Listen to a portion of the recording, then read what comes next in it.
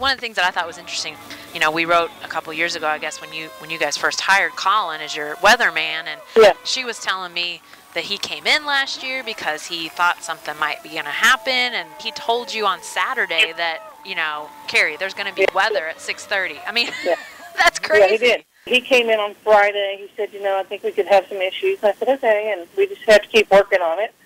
And on Saturday, he said, it looks like there's going to be some rain.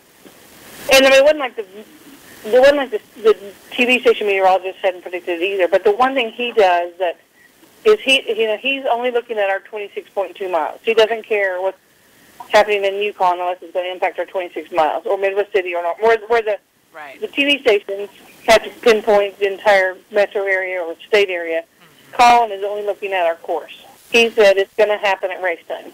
And he said, I'm just telling you got to just think about this. It's going to happen very close to the start. We were within the last 5 minutes we could do it. And I have to say, of all the things I've done in 19 years on this job, and maybe even in my 50 years of life, it was the hardest decision to make, because the easiest thing to do would have been to say no race. Right.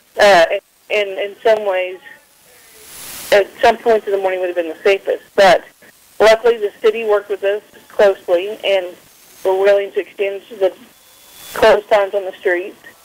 And Meg Sager was in there with me. She was watching this and advising us, helping me with that. And she talked directly to the city manager. Mm-hmm. And the police were there. I mean, we were all there together.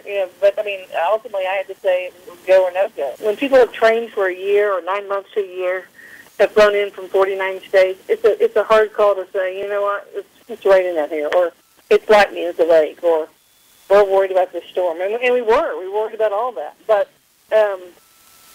that's our biggest competition is the weather. And we have to have the rain is not bad, but we can't have lightning.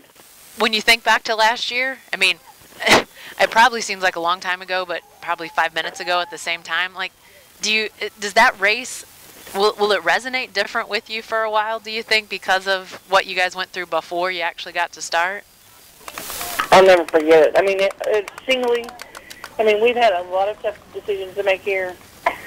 But when you have 26,000 people on the street, and really who have come from all over the world, and you know what your staff alone has worked on for a year, and just say, a few raindrops or a little lightning, let's go home.